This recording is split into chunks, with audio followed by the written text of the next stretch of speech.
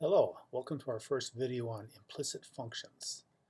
In this video, we'll take a look at what is an implicit function and look at one example in great detail.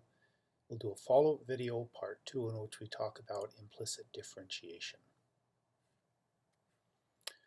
So most of the functions we've worked with up to this point are explicitly defined, and that means you have a formula for the function such as y equals f of x equals x squared minus 3x plus 4, as you see here. And what happens in such a function, you put in the x, do a calculation, and out pops your answer y. So y is a function of x because you need the x first, then you compute the y. Here's another example of implicitly defined function. R is a function of t. Given a t value, plug it into the equation, do the calculations, and your answer is the r value that goes with that t value. A function can also be defined implicitly, and this means that we again have an input variable. We usually call it x. We put the x into an equation, then we have to solve the equation for y.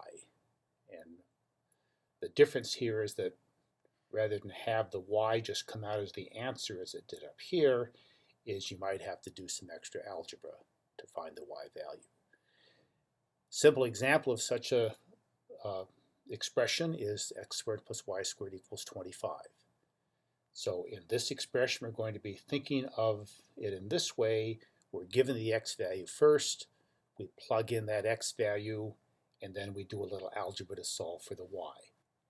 So for example, if we let x equal minus 3 halves, we can put this value into the expression x squared plus y squared equals 25. We get minus 3 halves squared plus y squared equals 25.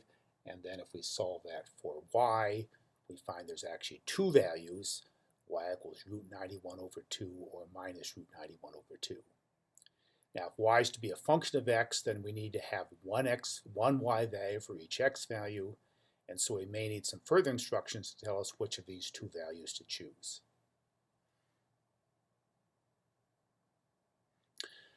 Now, often when an expression defines y implicitly as a function of x, it may actually define many or even infinitely many such functions.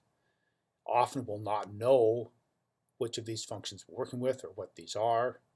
Sometimes we will know these things, but usually just knowing that the function exists, even if we cannot write it down, is going to be enough for our work. Let's go back to the x squared plus y squared equals 25 example. In your algebra classes, you worked with such equations. You found the graph of such an equation is a circle. This is, in fact, is the graph of this relation. X squared plus y squared equals 25 is a circle centered at the origin and with radius 5.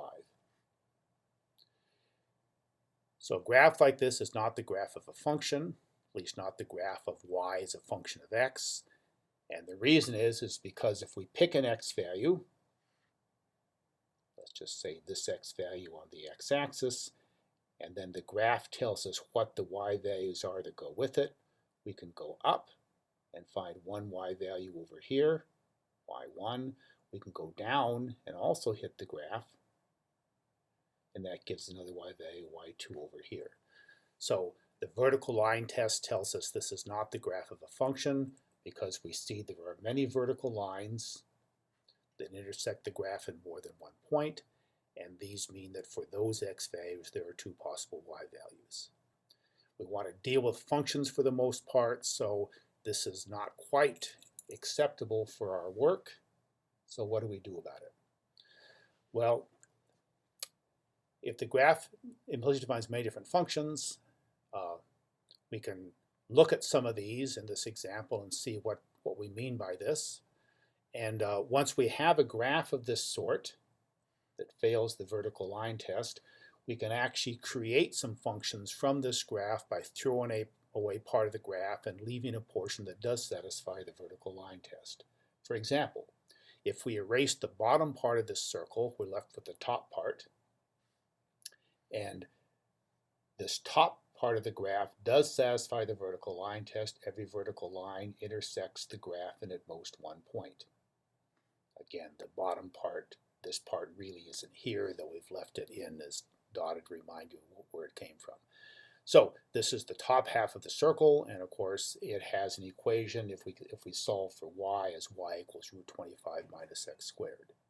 So given x between minus 5 and 5, the y value in this case is the corresponding non-negative value. What else could we do? Well, of course, you could save the bottom half of the circle. Okay. Again, we satisfy the vertical line test. Vertical lines intersect this graph, the dark part, and at most one point.